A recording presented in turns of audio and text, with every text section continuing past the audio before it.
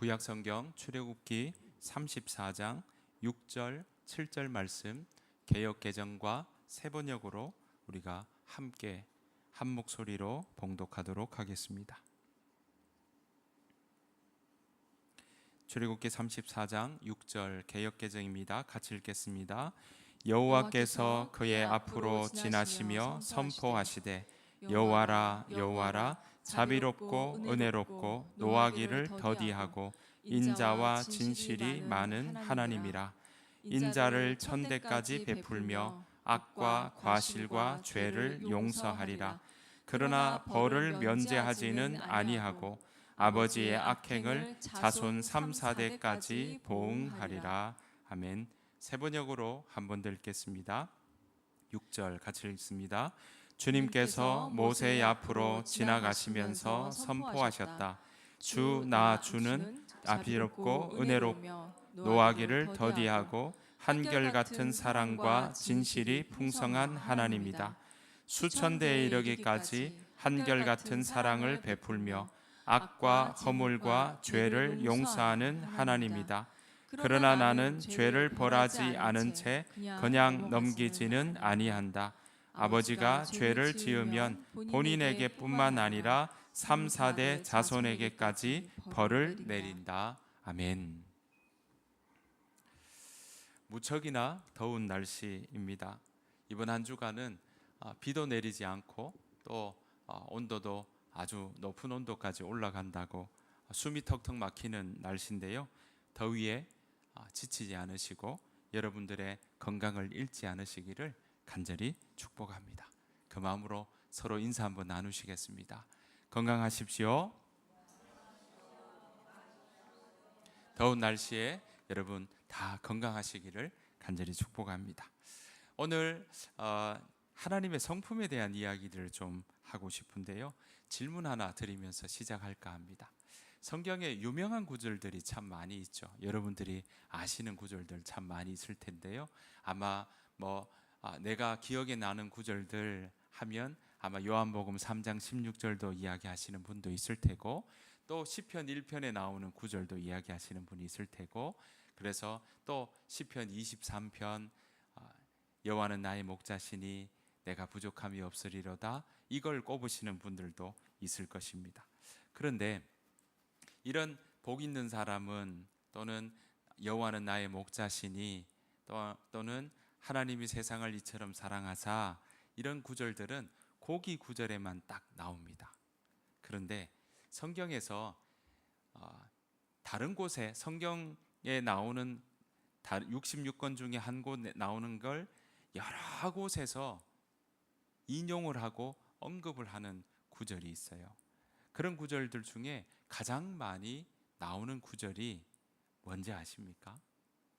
바로 저와 여러분이 읽으신 오늘 이 구절입니다. 이 구절이 출애굽기 34장 6절 7절 구절이 성경 곳곳에서 나옵니다. 적어도 20번 이상, 오늘 출애굽기잖아요. 민수기에도 나오고 신명기에도 나오고 요엘에도 나오고 나훔에도 나오고 곳곳에 이 말씀에 대한 구절이 언급되고 있습니다. 그러니까 출애굽기니까 모세를 통해서 하나님이 주신 말씀인데, 이걸 요엘 선지자도 이야기하고 요나 선지자도 얘기하고 곳곳에서 이 구절에 대해서 언급을 하고 있더라라는 것입니다. 이렇게 반복되는 인용을 통해서 성경이 하나님이 이런 분이시구나라는 걸 전체적으로 통일되게 이야기하고 있다라는 것입니다. 반복되게 나온다는 이야기는 뭘까요? 그 시대마다 이 구절에 대해서 다시 생각해보고 다시 묵상해보고 이 구절을 가지고 기도해 보았다라고도 이야기할 수 있겠습니다. 자, 성경에 그럼 이렇게 기록한 기록자들이 이 구절을 시대마다 어떻게 이해하고 있는지, 어떻게 받아들이고 있는지 우리는 살펴볼 필요가 있습니다. 그만큼 중요한 구절이라는 거죠. 왜 그러냐? 바로 오늘 읽었던 구절이 하나님 스스로, 하나님 자신이 나는 이런 하나님이야 라고 스스로 하나님을 소개하고 있는 구절이기 때문에 그렇습니다. 우리도 만날 때 저 양반이 어떤 분인가? 저 사람이 어떤 사람인가? 저 친구가 어떤 사람인가? 라고 할 때 우리는 여러분들이 겪으면서 저 사람은 이런 사람이야 이렇게 평가하기도 하지만 스스로 우리가 나는 누구입니다 라고 소개할 때, 나를 소개하고 내 정체성을 소개할 때 라는 그 소개하는 내용도 우리가 참 중요하게 여길 수 있기 때문에 그렇습니다. 여러분, 오늘 우리가 읽었던 출애굽기 34장 6절 7절은요 하나님의 성품이 어떤지 스스로 지금 가르쳐 주고 있습니다. 직접 말씀하시는 부분이다라는 겁니다. 자, 그 부분을 성경은 곳곳에서 다시 이야기하고 있는데요. 그렇게 언급하는 몇 가지 예를 우리 오늘 한번 살펴보기를 원합니다. 우리가 믿는 그 하나님이 어떤 분인지도 어쩌면 출애굽기 34장 6절 7절 오늘 함께 읽었던 본문을 통해서 우리는 선명하게 알 수 있다라는 것이죠. 자, 먼저 민수기 14장에서요 오늘 읽었던 출애굽기 34장 6절 7절 말씀을 언급하고 있습니다. 민수기 14장은 여러분 잘 아시는 정탐꾼 이야기입니다. 12지파의 정탐꾼들이 바로 가나안 땅으로 정탐을 보내죠. 그리고는 돌아와서 하는 이야기가 바로 민수기 14장에 나오는 이야기입니다. 사람들이 갔다 와서 10명의 사람들, 12명 중에 10명의 사람들은 뭐라고 얘기합니까? 땅은 너무 좋아요. 그 땅은 정말 좋지만 거기 사는 사람들이 너무 키가 크고 장대해서 우리는 두렵습니다. 그런 이야기를 하게 됩니다. 그러니까 사람들이 그 거대한 사람들, 아낙 자손 사람들을 보고 우리는 그 땅에 못 들어가. 여호와 하나님이 거기 있는 거인들을 이기게 해 줄 수 없을 거야. 우리는 가면 메뚜기밖에 안 되니까 우리는 거기 들어갈 수 없을 거야 라고 이야기를 합니다.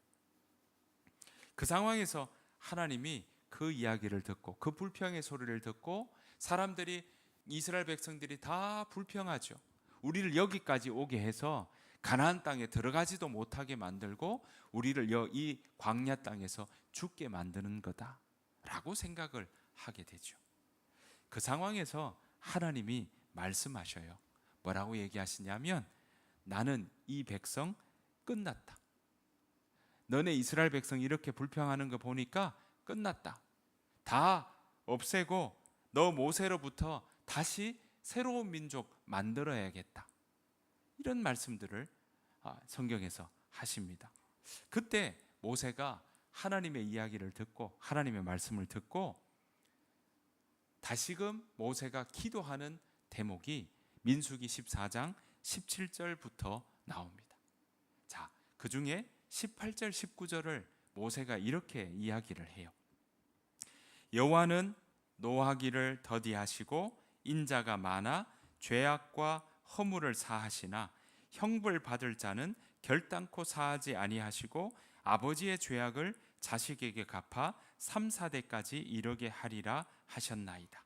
구하옵나니 주의 인자의 광대하심을 따라 이 백성의 죄악을 사하시되 애굽에서부터 지금까지 이 백성을 사하신 것 같이 사하시옵소서.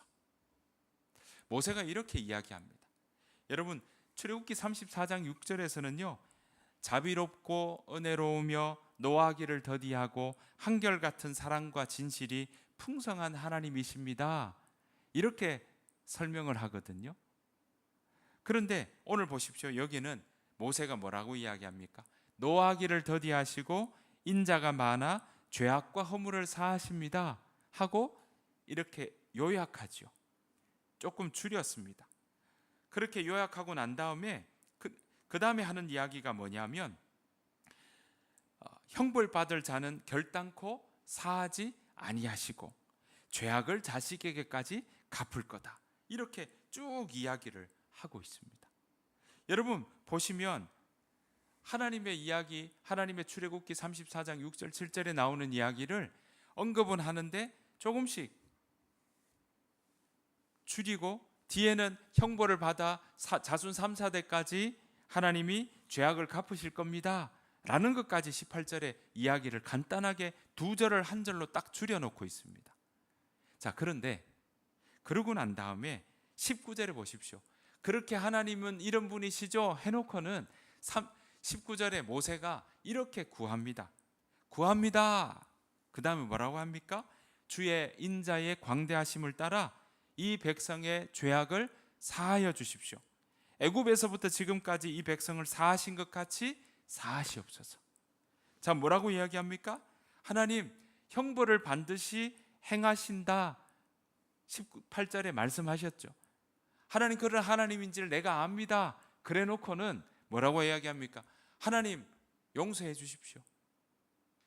하나님 그렇게 인자하고 자비롭고 은혜롭고 또 죄악과 허물을 사하시지만 형벌받은 자는 결단코 사하지 아니하시고 그 죄악을 갚는 거 압니다 해놓고는 그런데 하나님 자비로우시니까 하나님 용서해 주세요. 지금 12지파의 12정탐꾼이 간 10명의 사람들이 한 얘기 때문에 하나님이 이 백성 이제 끝났다, 다 없애고 모세로부터 다시 새 민족 일으킬 거다 라고 하는 그 말에 모세가 하나님 그런 분인지 알지만 용서해 주세요. 하나님이 형벌을 반드시 행한다고 하시는데 모세는 거기에 그렇지만 용서해 주세요. 지금 이렇게 반대되는 요청을 하고 있는 것 우리가 볼 수 있습니다. 여러분, 모세는요 하나님의 공의와 하나님의 자비가 모순되지 않는다고 생각하고 있는 거예요.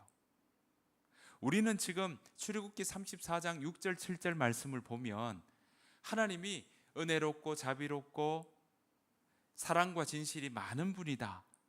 그러고는 뒤에 나오는 게 하나님 형벌 받을 자를 결단코 사하지 않을 거다.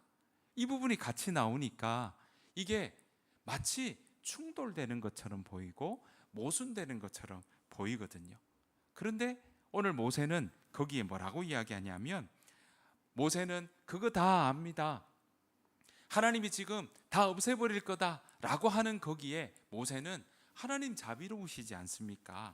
그러니 그 하나님의 자비에 하나님을 막 설득합니다. 구합니다. 주의 인자하심에 그 넓이가 너무 광대하니까 넓으니까 하나님 자비로우신 하나님이니까 이 백성 사해 주세요. 이 백성의 죄를 애굽에서 백성을 사해 주신 것처럼 사해 주십시오 라고 지금 이야기하고 있는 겁니다. 그 말은 뭡니까? 하나님을 설득하면 하나님께서 그렇게 응답하실 것이라는 믿음이 이 가운데 있는 것이에요. 하나님은요 선택하신 백성이 실패하고 실수할 때도 먼저 용서하시려는 마음이 있다라는 걸 우리에게 가르쳐 주고 있습니다. 하지만 이 구절에서 끝나지 않죠. 죄를 용서하되 벌할 자는 결코 벌하지 않는다. 또 그리고는 그 벌할 자는 벌하는데 3, 4대까지 보응할 거다, 갚을 거다 라고도 하시죠. 이게 우리를 혼란스럽게 만듭니다. 하나님 자비로워서 다 용서하신다고 해놓고는 이 죄를 지은 사람에게는 3, 4대까지 벌할 거다라고 이야기를 하니까 하나님 그럼 도대체 이게 무슨 말인가 라고 생각하게 되는 거죠. 모순 아닌가 싶은 거예요. 하나님 용서하신다 해놓고 한편으로는 뭐라고요? 벌할 자는 벌하게 한다. 그것도 자손 3, 4대까지 그렇게 이어가서 벌하게 한다라고 이야기하고 있는 것입니다. 그래서 사람들은 하나님 좀 이상하다, 하나님 이렇게 이야기하는 게 모순 아닌가라고 생각할 수도 있다라는 것입니다. 그러나 이것은요 하나님의 성품 그대로를 다 보여주는 대목입니다. 그러니까 하나님은요 자비롭고 은혜로워서 용서하십니다. 용서하시는 분이지만 다만 죄의 무게는 가볍게 여기지 않는다라는 겁니다. 그래서 그 죄의 무게에 대해서는 심판하신다. 공의로운 하나님이시다라는 겁니다. 하지만 처벌에 앞서 하나님은요, 그 심판을 즐겨 하셔서 막 심판에 아주 능해서 그거를 즐겨 하셔서 딱 보기만 하면 심판하려고 하시는 분이 아니라 처벌에 앞서서 회개를 기다리신다라는 겁니다. 돌아오기를 기다리신다라는 거죠. 여러분 생각해 보십시오. 자식이 만약에 잘못하는 걸 보면 부모님이 어떠세요? 너 이거 잘못했지? 하고 바로 혼내키시려고 합니까? 아니면 너 그거 지지야. 지지야. 너 그거 그렇게 하면 안 돼? 너 그렇게 하면 안 돼. 돌아와. 안 돼. 셋 할 때까지 돌아와. 이러시죠. 심판하고 처벌하려면 바로 혼내야 되는 게 공의의 모습이지만 하나님은 그 공의를 빨리 보여주려고 하지 않으신다는 겁니다. 부모님 뭘 하십니까? 셋 할 때까지 다시 그거 하지 마 하고는 뭐라 합니까? 하나 헤아리죠. 둘, 그리고는 하나 둘 셋 하고 바로 때리십니까? 혼내십니까? 아니요. 둘 다음에 뭘 하십니까? 둘 반의 반, 셋까지 안 가려고 하셔요. 그게 하나님의 모습이신 겁니다. 여러분 신명기에도 이렇게 인용되고 있어요. 신명기 5장의 말씀 보면요, 모세가 가나안 땅에 들어갈 다음 세대 이스라엘 백성들에게 하나님의 말씀을 상기시키면서 십계명의 이야기를 다시 언급하고 있는 걸 볼 수 있습니다. 신명기 5장 9절 10절입니다. 너희는 그것들에게 절하거나 그것들을 섬기지 못한다. 나 주 너희의 하나님은 질투하는 하나님이다. 나를 미워하는 사람에게는 그 죄값으로 본인뿐만 아니라 3, 4대 자손에게까지 벌을 내린다. 그러나 나를 사랑하고 나의 계명을 지키는 사람에게는 수천 대 자손에 이르기까지 한결같은 사랑을 베푼다. 자, 여기서도 보시면요, 출애굽기 34장 7절에 나오는 말씀을 먼저 이야기합니다. 그러니까 하나님이 벌하신다, 그거부터 여기는 먼저 얘기해요. 그러니까 출애굽기 34장 6절 7절의 말씀을 이렇게 줄이기도 하고 먼저 7절 말씀을 먼저 언급하고 6절 말씀을 이야기도 하는데, 오늘 신명기에서는요 출애굽기 34장 7절에 나오는 말씀을 먼저 언급했습니다. 출애굽기에서는 자비로우시지만 하나님이 정의로우셔서 심판하신다, 그렇게 요약할 수 있는데, 여기에서는요 하나님은 정의롭게 심판하지만 자비로우시다, 이렇게 지금 바꿔서 이야기하고 있는 겁니다. 여러분 그런데 여기서 보시면 사람들에 대한 태도가 명확히 나옵니다. 출애굽기 34장 6, 7절에서는 하나님이 어떻게 할 때 형벌을 내리신다, 이런 부분이 잘 나오지 않는데요, 여기에서는요 사람들이 어떤 태도를 가질 때 하나님이 그걸 벌하시는지에 대한 이야기가 나옵니다. 자, 하나님께서 죄를 보응하시는 사람들은요, 오늘 보십시오. 9절에 봤더니 나 주 너희의 하나님은 질투하는 하나님이다. 그 다음 보십시오.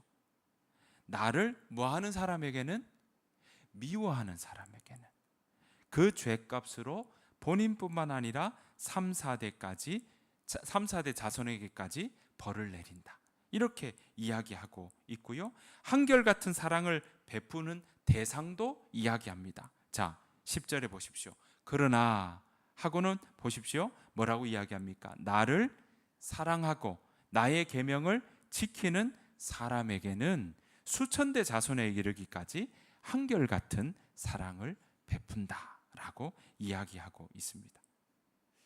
여러분 출애굽기 34장에는요 3, 4대까지 죄를 벌한다, 보응하신다는 말만 있지 그 자손들이 실제로 어떤 행동을 했는지에 대해서는 설명이 없었습니다. 그래서 우리는 자칫 오해하는 경우가 있죠. 아니, 내 아버지가 잘못했는데 왜 내가 벌을 받아야 됩니까? 라고 생각이 들 수 있다는 거예요. 출애굽기 34장 7절은 정말로 너희 할아버지가 죄를 지었으니까 너도 벌을 받아야 된다 라는 의미로 이야기하는 걸까요? 오늘 신명기 5장에는 봤더니 이 부분을 다시금 모세가 다시금 다음 세대 이스라엘 백성들에게 설명을 하면서 분명히 말해주고 있어요. 할아버지나 아버지가 잘못한 것 때문에 자손들이 죄를 받는다라는 의미가 아니라 후손들도 조상들처럼 동일한 죄를 반복하면 계속 후손들 자신도 자신들이 언약을 계속 어긴다면 조상들처럼 동일한 결과를 맞이하게 된다라는 겁니다. 다시 정리하면요, 조상들이 죄 지은 것 때문에 후손들이 죄의 결과를 받는다는 의미가 아니라 조상들의 죄는 조상들의 그 죄에 대한 결과는 조상들이 받고 후손들이 저지르는 죄 때문에 그 결과에 대한 걸 보응을 받게 되지만 조상들의 죄 때문에 후손들이 벌을 받는다는 의미가 아니라 조상들처럼 후손들도 하나님 앞에 하나님을 미워하고 하나님의 언약을 받아들이지 않는 삶을 산다면 조상들이 그 죄에 응당하게 벌 받은 것처럼 후손들도 동일하게 벌을 받는다라는 의미가 여기에 담겨 있는 거예요. 이걸 잘못 오해해서 사람들은 가문에 흐르는 저주가 있구나, 가문에 흐르는 저주를 끊어야 되구나, 이렇게 이야기하고 또 그렇게 생각하는 분들이 계시는데요, 그거 성경의 가르침과 거리가 먼 겁니다. 잘못 이해하고 있는 겁니다. 예레미야 31장이나 에스겔 18장에도 분명히 이야기합니다. 뭐라고 이야기하냐면 이스라엘 백성들 중에 속담으로 내려왔나 봐요. 뭐라고 얘기하냐면 아버지가 포도가 시어서 신포도를 먹었으므로 그의 아들이 시다란 속담이 떠도니 그것이 어떻게 된 일이냐, 그거 잘못되었다. 하나님이 예레미야와 에스겔에게 분명히 이야기하고 있습니다. 사람들은 이렇게 얘기하는 거예요. 아까 말씀드린 것처럼 아버지가 신포도를 먹으면 아들도 이가 신 거야. 다른 말로 가문에 흐르는 저주가 있어서 아버지가 죄를 지으면 그 죄가 많으면 자자손손 그 죄가 흘러가. 그런 속담들을 하고 있다는 겁니다. 오늘 성경은 분명히 이야기합니다. 우리에게 아니요, 그런 가문에 흐르는 죄가 있다? 아니요, 없다. 그런 것 없다. 다만 조상들이 그렇게 죄지어서 하나님으로 멀리 떠났을 때 하나님이 그들을 훈육하고 훈계한 것처럼 후손들도 동일하게 그렇게 하나님을 미워하거나 하나님의 약속을 담지 못하거나 하나님의 말씀을 따라가지 못한다면 후손들도 동일하게 하나님의 징계가, 훈육이 있을 수 있다라는 것입니다. 사랑하는 성도 여러분, 모두 자기 세대의 행동에 따라 하나님께 그 결과를 받는 겁니다.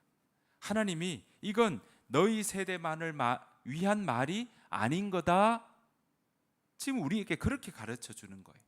하나님은 자비롭고 은혜로우시고 사랑과 진실이 많은 분이다. 하지만 하나님을 미워하는 사람들, 그 하나님을 떠난 사람에게는 거기에 대한 결과는 분명히 있다. 그건 너희 세대뿐만 아니라 너희 다음 세대도 그 다음 세대도 동일하게 적용이 된다. 그 말씀을 오늘 우리에게 이야기하고 있는 것입니다. 그러니까 세대가 지나도 하나님은 한결같은 태도로 반응하신다라는 말씀인 거죠. 내가 어떤 방식으로 너희와 관계를 맺을지 알려줄게. 나는 변하지 않아. 나는 자비롭고 은혜롭고 사랑이 많고 인자와 성실해. 하지만 그래서 회개하고 돌이키는 사람에게는 하나님은 끊임없이 용서하고 사랑으로 우리를 인도하셔. 나는 그런 하나님이야. 오늘 우리에게 그렇게 이야기하십니다. 하지만 하나님 나를 미워하고 하나님의 말씀을 따라가지 않고 하나님의 음성에 귀 기울이지 않는다면 거기에 대한 결과는 분명히 있는 거야. 하나님은 공의로운 거기에 대한 심판은 결국엔 둘 반의 반 하지만 끝까지 하지 않는다면 거기에 대한 결과에 대한 심판은 있는 것이야 라고 우리에게 말씀하고 있는 것입니다. 하나님은 공의롭고 은혜로우시며 그 은혜는 모든 세대에 일관되게 적용된다는 약속을 오늘 우리에게 가르쳐 주고 있는 것입니다. 이게 바로 하나님의 성품입니다. 하나님의 소개이자 하나님의 모습입니다. 예언자들도 하나님의 성품에 대해서는 알고 있었습니다. 그래서 예언자들이 끊임없이 얘기하죠. 너희 돌아와라. 돌아오지 않으면 망한다. 끊임없이 이야기를 했던 겁니다. 그래서 회개하는 자에게 긍휼을 베풀어 주신다는 걸 선포했던 겁니다. 예언자들은 다 알고 있었어요. 하나님이 이런 분이라는 사실을. 그중에 이것을 너무나 잘 알고 있으니까 요나 같은 경우에는요, 하나님의 성품을 알고 있는데 그 하나님의 돌이키면 다 용서해 주신다는 걸 아니까 요나는 자꾸 그것을 좀 삐딱하게 봤습니다. 왜냐? 그 대상이 자기 백성이 아니라 자기를 괴롭혔던 그 백성들도 회개하면 돌이키면 용서하신다는 걸 요나는 너무나 알았거든요. 그래서 우리를 괴롭혔던 백성들, 그들도 회개하면 용서해 주는 건 싫었던 거예요. 그래서 하나님께 요나는 화를 내면서 이렇게 이야기를 합니다. 요나서 4장 1절 2절 말씀입니다. 자, 한번 보십시오. 그러나 요나는 하나님께서 그 성을 멸망시키지 않으신 것에 대해 매우 못마땅하게 여겨 뭘 냅니까? 화를 냅니다. 지금 이 성은요, 니느웨 백성이에요. 니느웨 사람들이 이스라엘 백성들을 침략해서 그들을 괴롭혔거든요. 그러니까 침략받은 입장에서는 어떻습니까? 화가 나죠. 저들을 좀 고생해야 되고 더 하나님께 벌 받아야 된다고 생각하는데 하나님이 뭐라 하시냐면 요나 보고 가서 너 니느웨 백성들한테 가서 회개하라고 얘기해라. 그거 안 하려고 뭐 했습니까? 다시스로 배 타고 가려고 했죠.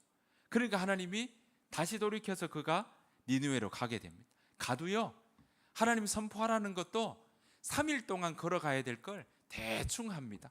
너네 회개하지 않으면 벌 받는다? 이렇게 얘기하는 거. 대강대강 했던 거예요. 그런데 그 대강대강 했던 걸 니느웨 백성들은요, 찰떡같이 알아들었어요. 그래서 그들이 옷을 찢고 회개하고 막 했던 거죠. 그러니까 하나님이 니느웨 백성들도 용서하시고 그 성을 멸하지 않았거든요. 그걸 보고는 요나가 지금 화를 내고 있는 겁니다. 2절, 요나가 여호와께 불평하며 말했습니다. 나는 고국에 있을 때부터 이런 일이 일어날 줄 알았습니다. 내가 급히 다시스로 도망쳤던 것도 그런 까닭에서였습니다. 나는 주께서, 또 출애굽기 34장에 나오는 하나님의 성품을 이야기하고 있습니다. 나는 주께서 자비롭고 은혜가 많으신 하나님이라는 것을 알았습니다. 주께서는 노하기를 더디하시고 사랑이 많으시기 때문에 그들을 심판하시기보다 용서해 주시리라는 것을 알고 있었습니다. 여러분, 요나의 논리는 이런 거죠. 하나님, 제가 하나님의 성품을 너무 잘 알기 때문에 하나님이 자비를 베푸실 줄 알았습니다. 그래서 싫어요 이런 겁니다. 하나님, 지금 내가 하나님 자비롭고 자비 베푸실 줄 알고 노하기 더디하시고 사랑이 많으신 건 알기 때문에 그래서 지금은 싫어요 이런 겁니다. 자기한테는 하나님 자비 베풀어 주시고 노하기를 더디하시고 인자와 사랑이 많기를 원합니다 하고 있는데, 그걸 내가 너무나 잘 알기에 나한테만이 아니라 이 니느웨 백성들에게도 그런 사랑과 자비를 동일하게 베푸실 줄 알아서 그래서 싫습니다 라고 이야기하고 있는 거예요. 쟤네들 나 괴롭혔잖아요. 우리 백성들 괴롭혔잖아요. 하나님 쟤네들 또 회개하면 용서해 주실 줄 내가 너무 잘 알아서 그래서 하나님 지금 싫은 거예요 라고 화내고 있는 거예요. 출애굽기 34장 6절은요, 어떤 이들에게, 우리 모든 이들에게 희망의 메시지이긴 하지만 요나 입장에서는 지금 어떻습니까? 화내는 지점인 거예요. 왜냐? 좀 하나님, 내가 싫어하는 사람은 정말 징계를 세게 하시고 내가 좋아하고 특히 나한테는 사랑을 듬뿍듬뿍 많이 주셔야죠. 이 마음이 여기에 담아 있는 거예요. 그러니까 요나는요, 하나님의 자비를 믿긴 했지만 그 자비가 자신이 미워하는 사람들에게도 동일하게 적용된다는 그걸 받아들이기 어려운 거죠. 그게 요나의 문제였습니다. 니느웨에 대한 심판을 예언하는 선지자는 요나뿐만 아니라 성경에 한 명이 더 있어요. 그 사람이 나훔이라고 하는 선지자입니다. 나훔도요, 출애굽기 34장 6절 7절에 나오는 하나님의 성품에 대해서 이야기하는데 요나와는 조금 다릅니다. 자, 나훔 1장 2절 3절입니다. 이건 같이 한번 읽어보실까요? 시작. 여호와는 질투하시며 심판하시는 하나님이시다. 여호와는 악한 사람에게 보복하시며 몹시 노하시는 하나님이다. 여호와는 주를 거스르는 사람에게 보복하시며 원수에게 노하신다. 여호와는 쉽게 노하지 않으시며 능력이 크신 분이다. 죄인을 심판하지 않은 채 내버려 두지 않으신다. 여호와께서 가시는 곳에는 회오리 바람과 폭풍이 일어나 주의 능력을 드러낸다. 구름은 주의 발에 밟혀 일어난 흙먼지다. 나훔은요, 오늘 보시는 것처럼 질투하시는 하나님이시다. 여기서 질투하신다는 건요, 하나님과 언약을 맺은 백성이 죄로 인해서 파멸로 가는 것을 그냥 무심하게 보시는 분이 아니다라는 의미가 담겨 있는 겁니다. 우리가 여자분들이 또는 남자가 다른 분들을 보고 질투한다는 의미와는 조금 다른 의미입니다. 보호하려는 마음, 잘못된 길로 가는 걸 보고 그렇게 가라, 그건 다 네 몫이다, 이런 게 아니라 애타하며 탕자의 아버지가 언제 돌아올까 생각하며 동구 밖에서 보는 그 마음이 질투하는 하나님의 의미인 겁니다.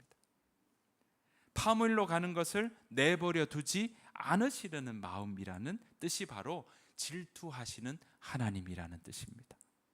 요나는요, 하나님의 자비에 화가 났습니다. 하지만 나훔은요, 하나님의 공의와 심판이 니느웨 백성에게도 동일하게 있을 것이다 라는 것을 그는 분명히 밝히고 있습니다. 니느웨는 심판을 면했지만, 요나 때는 심판을 면했지만, 하지만 그들은요, 다시금 하나님의 뜻을 회개의 모습으로 그대로 가는 것이 아니라 하나님을 미워하는 모습으로 하나님의 말씀을 듣는 자리가 아니라 하나님의 말씀을 떠나가는 모습이 그들 가운데 있었기에 결국은 니느웨도 심판을 받게 됐습니다. 나훔은 그 지점을 이야기하는 거예요. 하나님의 정의를 실행하시겠다라는 걸 나훔을 통해 이야기하고 있는 것이죠. 오늘 보십시오. 하나님의 성품이 동일하게 이야기하고 있는데 요나는 그 부분에 대해서 이렇게 하나님이 자비와 성실을 베푸는 그 부분을 이 자기가 싫어하는 사람에게 베푸는 것에 대해서 지금 다르게 반응하고 있다면, 나움은요 바로 하나님의 정의로운 부분들을 더 강조하고 있는 거죠. 하나님의 성품은 분명히 동일하고 하나입니다. 그런데 그것이 누구에게 어떤 상황에 적용되느냐에 따라 희망이 되기도 하고 두려움이 되기도 하는 것입니다. 여러분, 이런 출애굽기 34장 6절 7절에 나온, 우리 함께 읽었던 이 하나님의 성품에 대해서는요, 여기뿐만 아니라 다니엘서도 나오고 느헤미야에도 나오고 끊임없이 인용됩니다. 20번 이상, 27번 짧게 나오는 구절을 하면 더 나올 겁니다. 곳곳에 나오고 있다라는 것입니다. 여러분, 이러한 모습들이 끊임없이 나오는 이유는 뭐겠습니까? 그 하나님이 어떤 분이신지 세대마다 늘 기억하고 우리가 어떤 하나님을 믿고 있는지 보고 있다는 것이죠. 신약에서도요, 이 구절에 대해서는 다시금 언급되고 있습니다. 신약은 이걸 그대로 인용하는 것이 아니라 그 정신과 개념이 그 가운데 담겨져서 흐르고 있어요. 대표적인 구절이 요한복음 1장 14절입니다. 같이 한번 읽어보실까요? 시작. 그 말씀은 육신이 되어 우리 가운데 사셨다. 우리는 그의 영광을 보았다. 그것은 아버지께서 주신 외아들의 영광이었다. 그는 은혜와 진리가 충만하였다. 자, 뭐가 충만하다고요? 은혜와 진리가 충만하다. 요게 출애굽기 34장 6절에 나오는 나는 자비롭고 은혜롭고 노하기를 더디하시며 인애와 진실이 풍성한 자다 라고 소개하셨죠. 요게 오늘 보십시오. 말씀이 육신에 되어 우리 가운데 거하심에 우리가 그 영광을 보니 아버지의 독생자의 영광이요 은혜와 진리가 충만하더라. 은혜와 진리라는 말이 지금 출애굽기 34장 6절 7절에 나오는 그 말씀을 딱 줄여서 은혜와 진리가 충만하신 분이 누구라고요? 예수님이시다. 다른 말로요, 하나님의 성품이 그대로 예수님에게 똑같이, 사도들도 사람들도 하나님의 그 하나님의 성품이 예수님 안에 동일하게 들어있다는 걸 그들은 보았던 것입니다. 하나님의 성품을 보면 여러분, 지금까지 보여주는 이 하나님의 성품, 자비롭고 노하시긴 하지만 노하기를 더디하시고 은혜로우시고 이렇게 기울여 보신다는 거죠. 우리를 주목하여 보시고, 그리고 인자와 사랑으로 우리를 대하시는 분이 바로 우리가 믿는 여호와 하나님이십니다. 그 하나님은요, 끊임없이 기다리시고 또 우리가 의의 길로 걸어가기를 끊임없이 도와주시기를 원하신다는 거죠. 하지만 죄에 대해서 그러면 무작정 다 오냐오냐 하시냐? 아니라는 겁니다. 그 하나님은 훈계하신다는 거죠.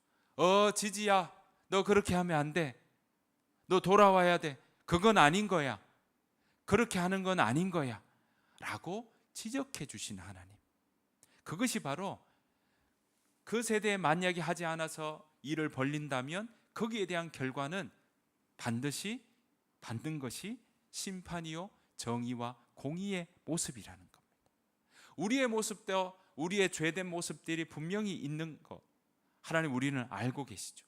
하지만 이러한 자비와 정의의 하나님이 그 동일하게 그 성품 가운데 있기에 그게 우리에게도 동일하게 있지만 하나님은 그 정의와 공의의 하나님을 어디에서요? 십자가에서 그것을 완전하게 다 이루십니다. 그리고 그 십자가에서 우리에게 다 이루셨다.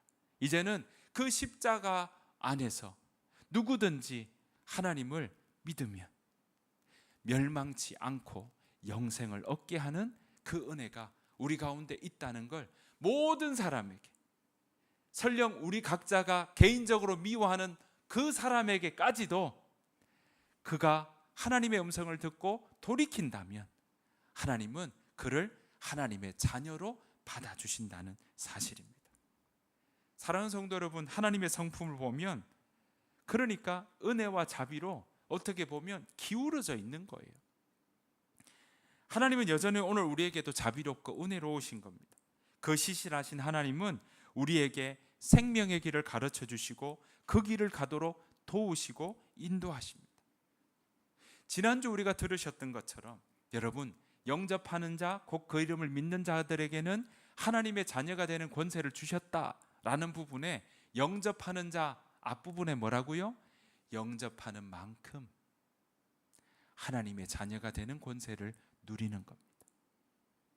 사랑하는 성도 여러분, 옛날 그 조상의 이스라엘 세대에서도 죄를 짓게 되고 하나님을 멀리 떠나면 징계받는 것은 우리의 시대에도 동일하게 그것이 흘러내려와서 가문에 흐르는 저주가 있는 것이 아니라 우리도 동일하게 그런 하나님을 멀리 떠나고 탕자처럼 떠나는 일이 있다면 거기에 대한 결과에 대한 심판들은 분명히 일어날 수 있다라는 겁니다. 하지만 하나님은 여전히 노하기를 더디하시고 돌이키기를 원하신다는 사실입니다. 우리는 그 하나님을 믿고 있습니다. 그 하나님을 우리가 따라가며 그 하나님의 자비하심과 공의로 심판하시는 둘 다를 가지신 그 하나님을 우리가 기억하며 그 하나님의 음성을 듣고 그 하나님을 우리가 가득 영접하여서 하나님의 자녀의 권세를 온전히 누리며 살아가는 저와 여러분들의 삶이 되시기를 간절히 축복합니다. 우리 시간